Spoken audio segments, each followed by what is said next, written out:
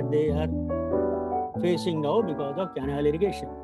The result was Kennedy was transferred to the battlefields of Afghanistan and stayed there for 18 years. And he was one of the few survivors from Afghanistan when he came back and started doing the same thing here again. The same question of waterlogging. Poor guy, he had risen to the post of chief engineer and was probably the only chief engineer in British regime who was not given farewell, and nobody went to Bombay port to see him off. They didn't Oh, like him. Hmm? That that's was the amazing. idea because he was talking something sense, that somebody should take responsibility of both ways. It didn't happen. Dinesh, Now, this the second question, if you can address that, please. So that would be great. the field, the flood one, yeah. Hmm. Well, they built these embankments and they found that the losses accrued are not to the benefit of the state or the establishment. And then with the failure of the Damodar embankments, which they had to demolish themselves in 1860s, they said we will not touch the rivers in Gangetic plains of India or the plains of anywhere plains in India because the rivers contain there a lot of sediments and they should not be touched. Such rivers should not be touched. And they adhered to this dictum till such time they stayed in India till 1947. Then comes our regime. We need to be doing something which the British didn't do. They ridiculed embankments. And we thought if we create the walls between the people and that would be the cheapest and the quickest solution for the people. And then they gave technology, a lot of many things that this can be done, that can be done. But they built the same embankments and led to the same problem that the British had faced. And there was no evaluation. I know there was a National Commission on Floods report that came in 1980, then Irrigation Commission report in 1971. And so many reports came, and even Bihar government, I know they did it 1994, their Irrigation Commission. But during the discussions, they never involved people, those who are facing the problem right and the ground level. Mhm. We talk in terms of May, June, July, August, and the farmers there, they talk in terms of Rohini, Ardra, Punarvasu, Hast, and so many things. Nakshatras, all these 27 nakshatras. So when we sit across on the table, I talk June, July, August, and all, and they said Rohini, there is no discussion between them. They don't understand the language of each other. And then we as engineers tell them that you are a layman, you do not know anything. I mean, that is far from truth, because they had been living there in those conditions for centuries. And it's an insult to all our ancestors to say that their progenies are laymen. They don't know anything. In fact, you do not know anything what we need. And even if you know, why don't you come and discuss with us and what we should be doing? Mhm. That is never done. Yeah. Each time committees are formed, I had been member of many committees. If you start taking these things, these points there, you are simply, I mean, the meetings are dissolved. Mhm. They don't take place, and there is no second meeting. I Mhm. can cite many examples.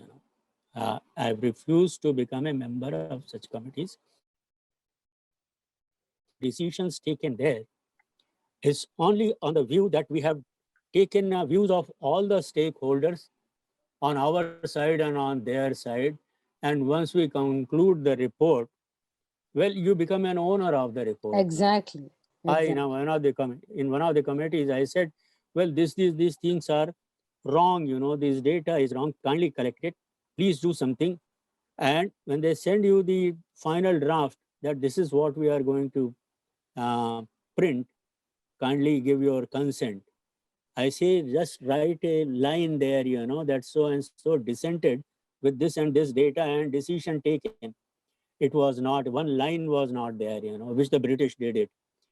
Read any of their report. At the end of it, there is a report, so and so dissented, and here is the dissension report. We don't do it. If you dissent, you are checked out. That's all. And we are made to take responsibility of that. Can we not say, reevaluate our flood performance, I must say, at the different state levels and even at the national level? At the national level, our 25 million hectares land was flood prone area. It is now 48.96, just doubled in this period. In state of Bihar, it is just tripled, it is 3 times. Can we find out why this has happened? And repeating the same thing, same folly that we had been perpetuating on the people all times, Make them a party while discussions are made, while these decisions are taken. What do they want? After all, we are doing it for their benefit, and they have got no say into it. So that's the situation. Great. Thank you so much. Thank you, Dineshji. Actually, recently I met a bureaucrat, and perhaps we should have a meeting with such people. He's fairly senior, and he's in the National Disaster Management Authority. So I was meeting him socially. But I told him, I said, has anyone ever told you that there's a problem with the way in which you understand disasters at all? So he was quite surprised. He said, what do you mean by that? I said, there can be different interpretations, What you call a disaster may not be a disaster at all. He said, so who said that? I said, do you want to talk to such people who have a different view? He said, definitely. I said, I'll hold you to it, They'll not And so we might actually set something up and, we can cite this. Just if you give me one more minute. Yeah. Well, what is a disaster? Yeah. It is an event that strikes the people without giving any notice. Warning. Yeah. And by the time you take any action, it disappears, doing all the damage. Yeah. That's an accepted definition of a disaster. Absolutely. When you know the dates, when you know the season, when you know when you need water, and you know which area is going to inundate it, when and for how long. Exactly. Where is the disaster then? Where is the disaster? Exactly. It's a way of life. It's a way of life, People had been living there for centuries. Yeah. And when you know that it is going to happen, it's not a disaster. It's not a disaster. It's not and should be respected as that. It is not a disaster, but then you create it. Your flood control has tripled the area of floods in Bihar and doubled in the national level. Who is creating disaster? Exactly. Right. Find out and then let somebody own it. Exactly. There should be some accountability, but accountability is one word which is hated most in bureaucracy. Yeah. So that's a great point of debate that we should take forward. And usually conferences are that, we come, discuss, and that's the end of the story. Clearly, we have the potential for a new story from here. Thank you so much, Dineshji. As always, it's such a pleasure to listen to you, and I learn so much every single time. Thank you so much for joining us. Please stay with us while we continue this discussion. May I invite Arun Singh to come in and to have his dialogue with our esteemed guest, Aparna Rajagopal. Aparna Rajagopal is is one of the most unusual people of this time, who has taken up the cause of organic farming by not talking, unlike us, talking about it or reading about it or analyzing about it, but she just literally went to the field and decided to start doing it herself.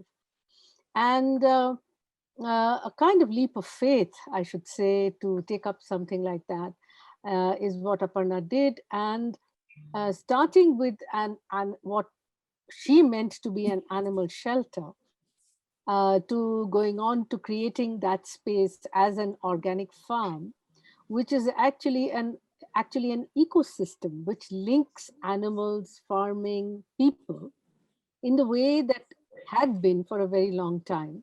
And now she has created this kind of ecosystem in a self-conscious way.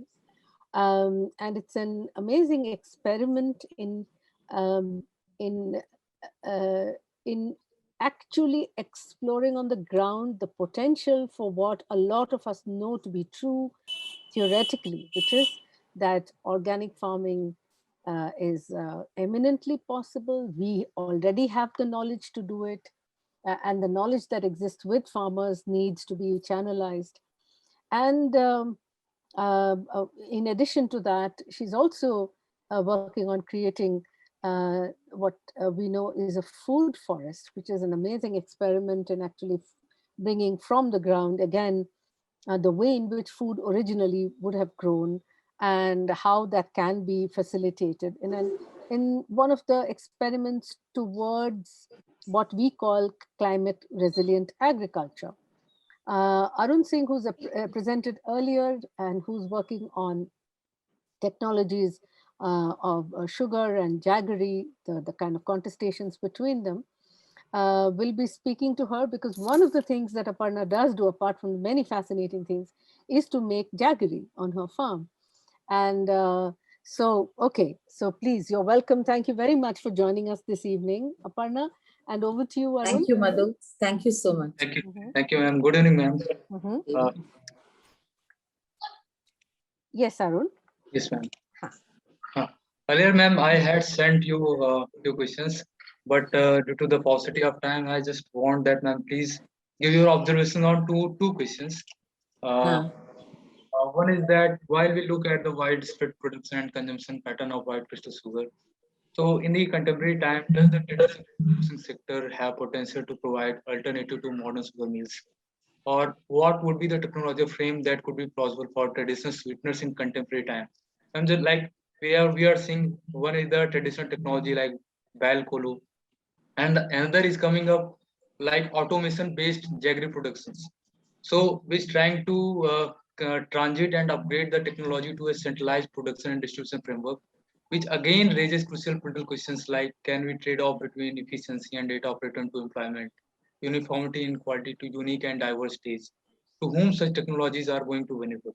Is it small and marginal farmers or the big capital owing group? Ma'am, over to you. Thank you. Thank you, first of all, for inviting me to this, what do you call that, session. Can you just take away the screen? I've seen it. I can Yes, talk. yeah. Abhishek, can you please help me how to remove this? So sorry, because stop. Sorry. Yes. Yeah. No, I'm sorry. I wanted to talk to people. So no. Yes. Fair enough. So thank you so much for inviting me to this. I am very new to this whole scenario. It's only been 7 years. And like Madhulika said, I just jumped into this without knowing very much. And today I'm kind of into hardcore farming. So I'm just here to share my experiences and views on the ground. And actually, I'm delighted to share them because when you work closely with the soil and in the spaces that you are, that the necessary, then you get so much more, a better understanding of what is actually required. So I'll just give you a small brief of what I had planned to say, and Arun, then I will definitely answer the 2 questions. I'm going to do it briefly. So you asked me why sugar is preferred, or white sugar, refined sugar is popular or preferred over jaggery. Have I understood that correctly? Yes, ma'am. Yes. Yeah. So basically, white refined sugar is cheaper. It's a mechanized process. It's not handmade, right? It's like cloth. It's like when you buy printed cloth that is made in a mill over batik or loom cloth. It's the same thing. Jaggery has always been a cottage industry. It has always been a handmade process. And the sugar industry is mechanized. Therefore, the cost of sugar, the labor involved, everything is lesser than jaggery. The whole logistics involved. Because it's mechanized, they can produce much larger quantities. At the moment, jaggery, because it's localized, it is this. I'll come to what the problems in the jaggery industry are. Third, because of the kind of used sugar has kind of, the way it is used, it is much more versatile. The confectionery industry, it's easier to use, it's preferred. The taste is very sweet and stable. Jaggery is very full-bodied and flavorsome. And so it can actually interfere with other flavors, while sugar has a only a sweet taste. Nothing else is left. There is no whole-bodied flavor to sugar. So that makes it easy to use just as a sweetener in many things. Fourth, most importantly, sugar does not melt, spoil. I mean, naturally, unless you melt it. It's stable. Jaggery melts. Jaggery can spoil, right? Because the nature of the food is such.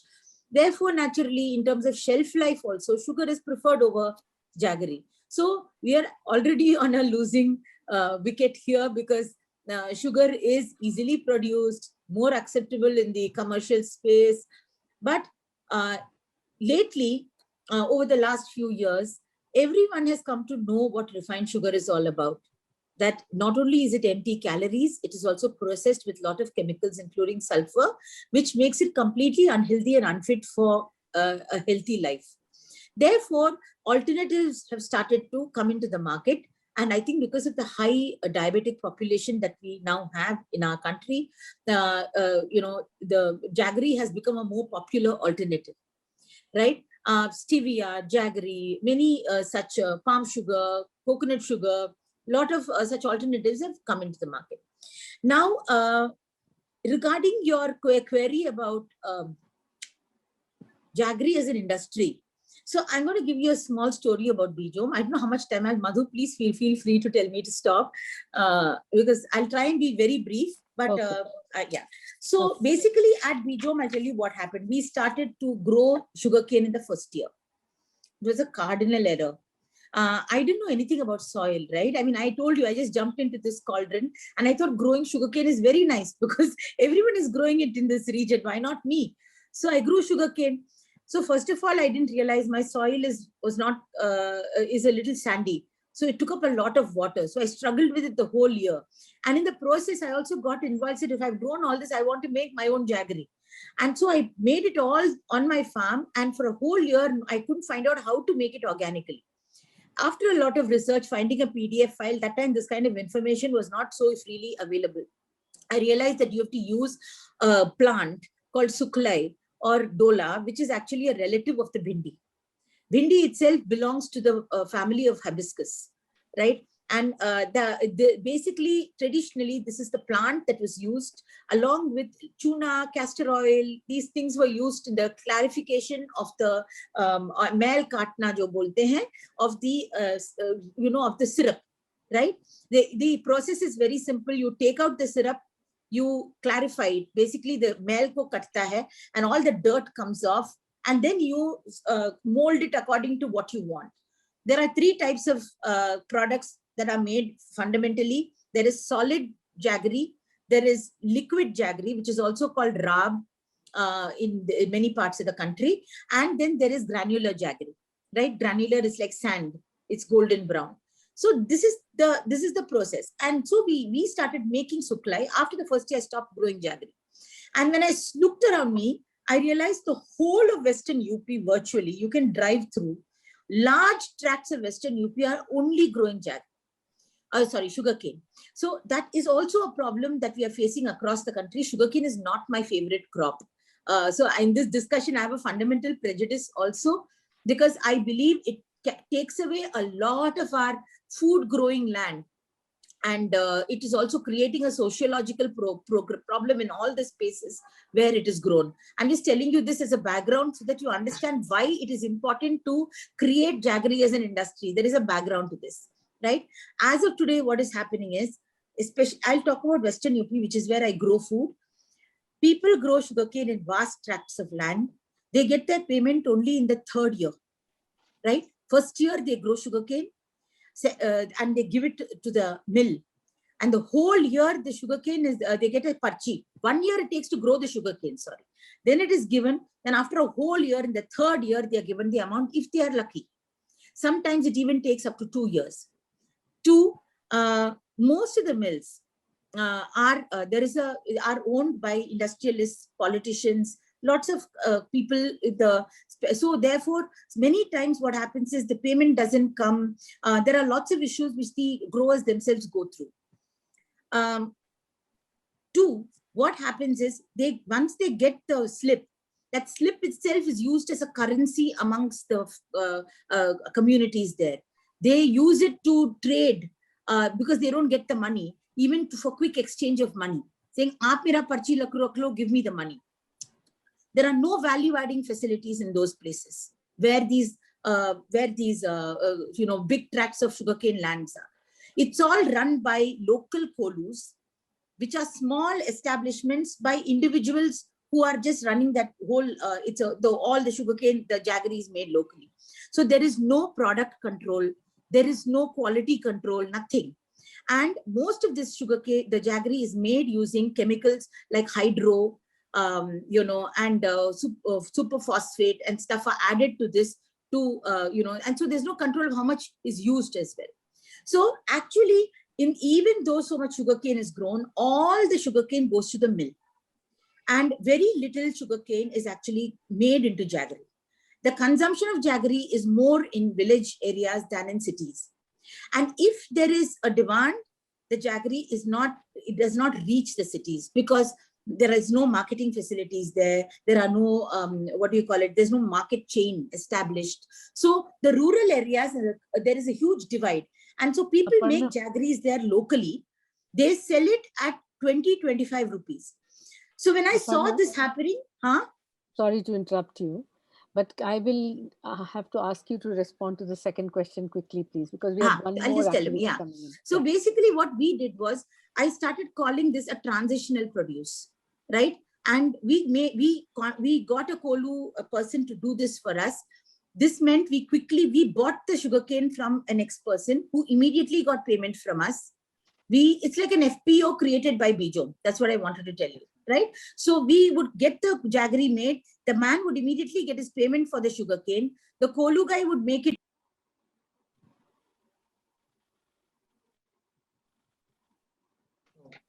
What happened? Hello? Hello? Can someone please explain what's happening here? Deepti, are you around? Deepti, Pramit, anyone? Yes, Madhulika ji, I think her internet went down because it seems to be working. I can see all of you here, all of you. Acha, acha. Seems like her internet. Oh dear. Acha, acha, acha, acha. I see. Since we are very short of time, should we just... okay, I can ask. Arun, can you just message her, please? Yes. And ask. In the meanwhile, I think we could move to the next person and come back to Aparna because we have very little time left. No? Okay. Yes, thank you. I hope her net is stopped. Net So is she stopped. left. What a Yes. shame. Okay.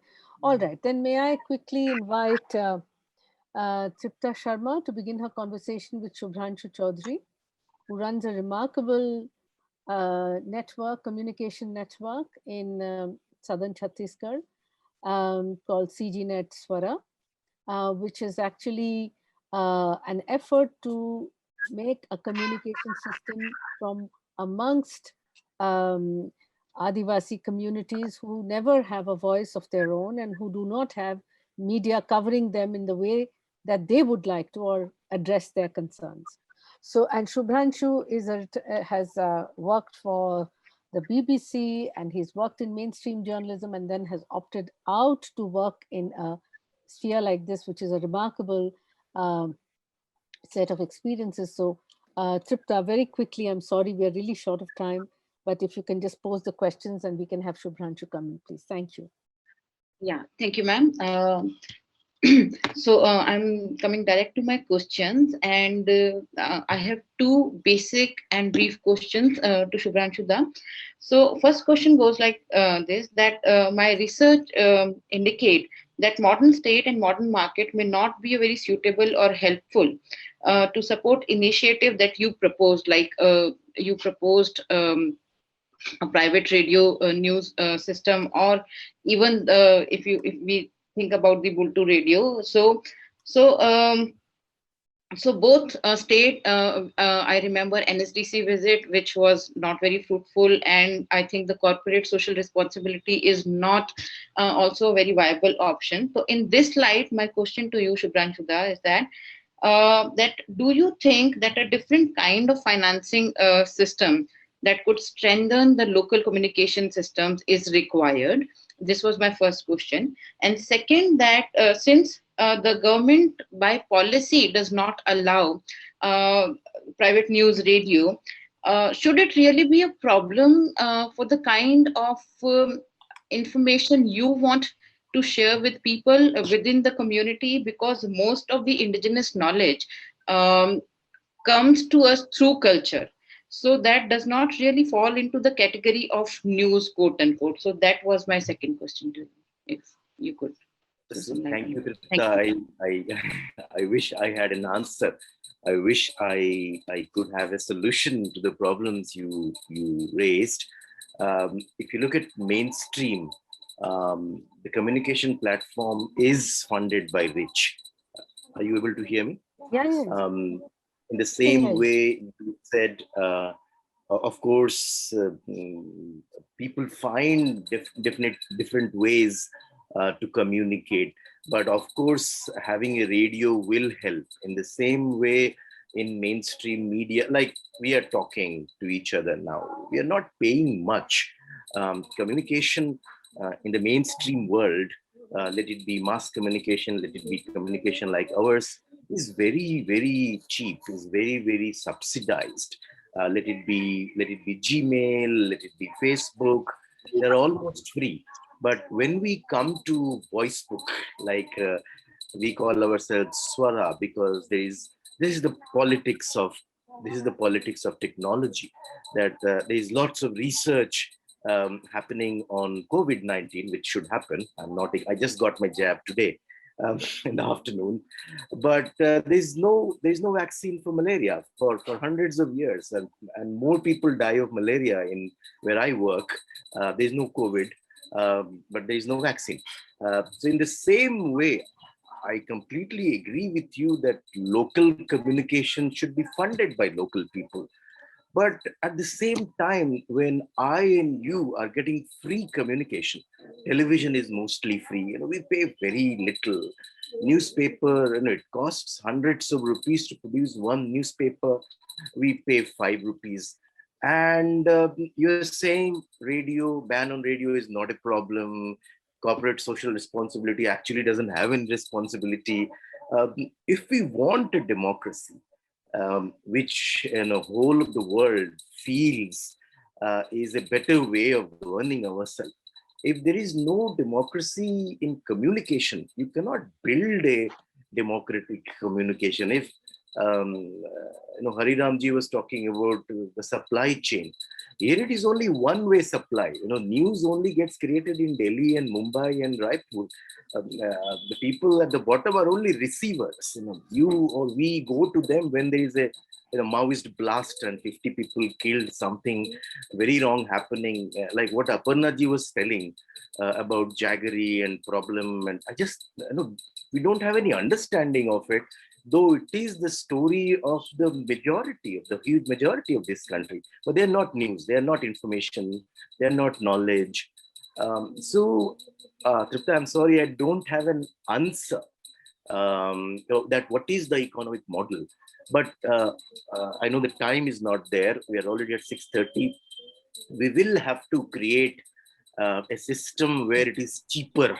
If Facebook is free and VoiceBook will cost for every second, that's not going to work, because these are the poorest of the poor community. Yeah. And internet is free, data is cheap, but voice is very expensive. We find vaccine for COVID, but there is no work on finding a vaccine for TB or malaria, which is killing most of the people. It doesn't go very well. So we will have to find it, how to do it, how to fund it. When we democratize our politics, that's the answer. And to democratize our politics, you'll have to democratize your communication. So it's chicken and egg question. There is no other way, but we will have to find answers. And I, unfortunately, don't have an answer apart from we will have to work together to find an answer that local communication should be funded by local people, but the local people don't have much money. So we will have to make it cheaper. And this is the best that communication जिनका है, जिनके लिए है, वही उसको fund करें, वही उनको कंट्रोल करें। पर टेक्नोलॉजी उसके लिए हमको बनानी पड़ेगी, तो वो टेक्नोलॉजी पे हम काम करें। तो ये आप सबका, तो thank you very much for inviting me, but this is the work of the academicians and the technology people and the research people. We will have to create atmosphere for doing more and more research and creating a paradigm of technology and thinking and research ki local communication भी सस्ता हो, बहुत महंगा ना हो, बहुत difficult ना हो, कि लोकल लोग उसको कर सके, लोकल लोग उसको फंड कर सके. This is doable, it looks, but we have a long way to go. Tripta, do you mind if I jump in with a question, because we have a couple of more minutes we've been allowed by the organizers. Shubhranshu, I just was wondering whether, in fact, again and again, like in Aparna's work, what Dinesh ji is saying, ground up interventions in terms of using local knowledge, in terms of using local capacity, needs to combine with fairly, mainstream kind of knowledge. So, for instance, you in your work, or even in Dinesh's work, the fact that you have come from the mainstream, the technology that you always used as a mainstream journalist was given by capitalist systems of production. But when we are talking about technologies that will be used for the kind of communication from the ground up, we find that no big capitalist would be interested in generating that, for whatever set of reasons. That political economy needs to be studied. How do you think that, you must be thinking about it, and I can completely understand if it's work in progress, your thoughts. How do you think we can do that? I will agree and disagree with you. I'll disagree in the point where you're saying it is not happening. I will say it is happening. See, I'm talking about the communication technology. Yeah. The first was printing press, then came maybe radio, then came television. And because at that time our society was not democratic. So all these three technologies I mentioned are very aristocratic technologies. Means, okay, they were not controlled by king or queen, but it was controlled by very exclusive Elite. people, elite. But our society has become, it is in the process of becoming democracy, and you see its reflection in technology, internet, mobile phone. They're not hugely democratic, but they are in the reverse direction. Internet, okay, not everybody has internet in our world. It's probably 60% at the moment, but mobile phone is there with 80, 90% people. But more research needs to go into it. But the trend has started. Definitely in the 90s, when we first got internet and phone, that made us start thinking that democratic communication is possible. Before that, it was not possible. You want to report, you will have to come to radio station. You want to report, you have to write and reach the printing press or the newspaper office. But now you're sitting, now geography is history. You can be sitting anywhere. No literacy is required. So it is doable, it is possible. It needs to be taken a bit further. Like we are doing Bultu. So there are areas where there is no even mobile signal. I'm saying 80, 90% people have. But like in political democracy, we have made election commission. And today, theoretically, it is possible that, of course, our political democracy needs to be better. But every person votes or can vote. We all have one vote. I may be Ambani, I may be a chaiwala.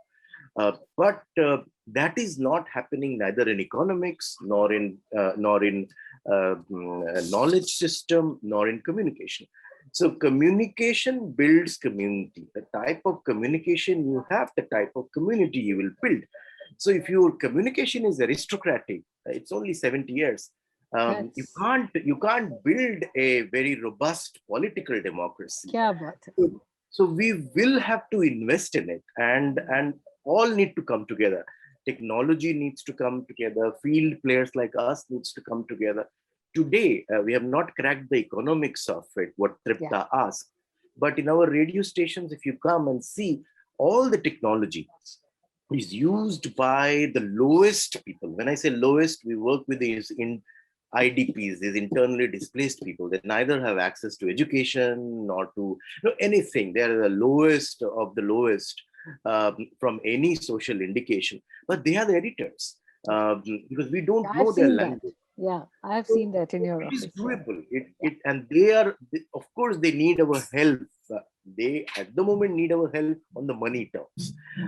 We bring the money, but otherwise they are running the technology, they are running the radio station, they are the reporters, they are the editors. Young boys and girls who had never seen a computer, forget about touching a computer. They are editors. So it is doable, it is possible, and technology, when I completely agree with you, but I was saying that it has started and we need to take this even further. Thank you so much. I think that was beautiful what you said. Communication builds communities. Exactly. And I think that that's such a wonderful insight. Yes, Tripta? Yes.